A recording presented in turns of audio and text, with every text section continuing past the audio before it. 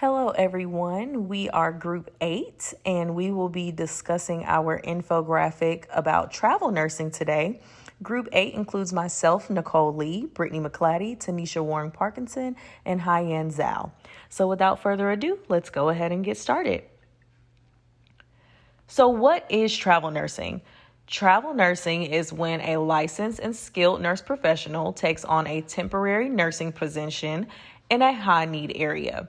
These nurses typically provide quality services in hospitals, clinics, and other related healthcare facilities, such as skilled nursing facility, long-term acute care, etc. Assignments or contracts usually range anywhere from 8 to 26 weeks long. So how long has travel nursing really been around? Well, when we discuss it, travel nursing hasn't been around as an industry for very long. The travel nurse industry actually has recently emerged in the 1970s in response to high census healthcare waves. These persistent nursing shortages were actually occurring in warmer states as a result of the seasonal influx of what were deemed snowbirds from northern states over the winter months. Initially, these work arrangements were very informal. Nurses would travel to meet these demands, but were hired as regular employees and leave when the season was over, so like a seasonal position.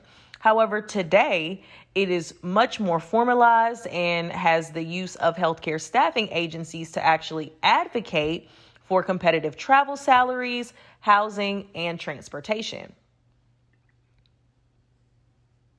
So a brief overview of COVID-19 and travel nursing. In December of 2019, that marked the beginning of the COVID-19 outbreak. And in March of 2020, the World Health Organization declared that COVID-19 was no longer just an outbreak, but was actually a pandemic. The pandemic created a nationwide nursing staffing crisis, which resulted in a high demand for travel nurses in order to fill the need of this patient influx, especially in our acute care facilities and our urgent care facilities. So here are some travel nursing statistics. Currently, there are approximately 4.2 million nurses in the U.S., making registered nurses the largest group of healthcare professionals nationally. Isn't that awesome? However, the supply of nurses will not meet the increasing demands and future needs of the growing and aging population of the baby boomers. The demand for travel nurses has increased exponentially. It actually increased by 35% in 2020 and increased by 40% in 2021. This increase in demand will continue as the baby boomers develop chronic conditions that are associated with aging and will dictate the future need of nurses.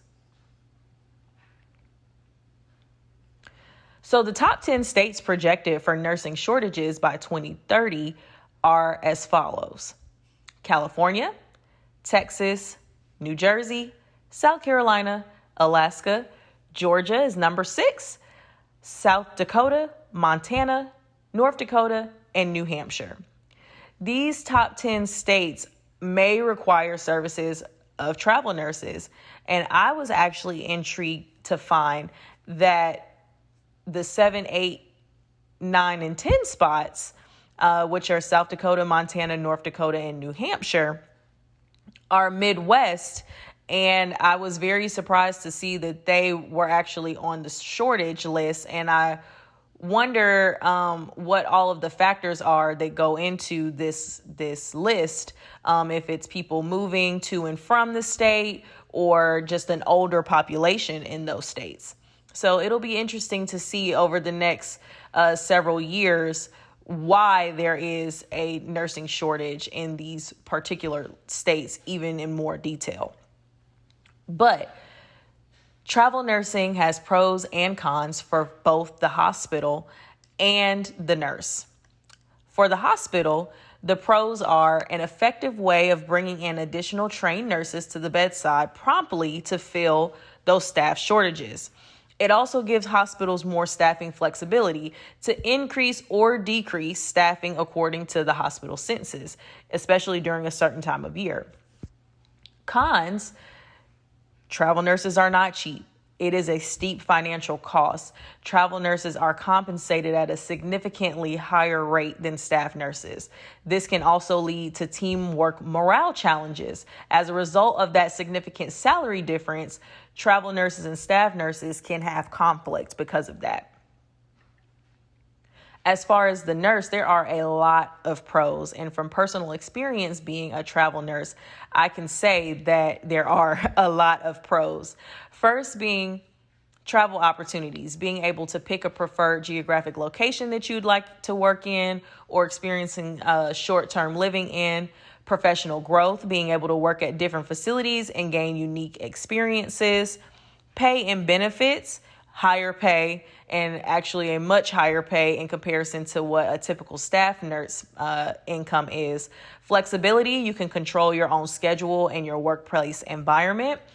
And because of that, you can also avoid the workplace politics and have more freedom to focus on patient care.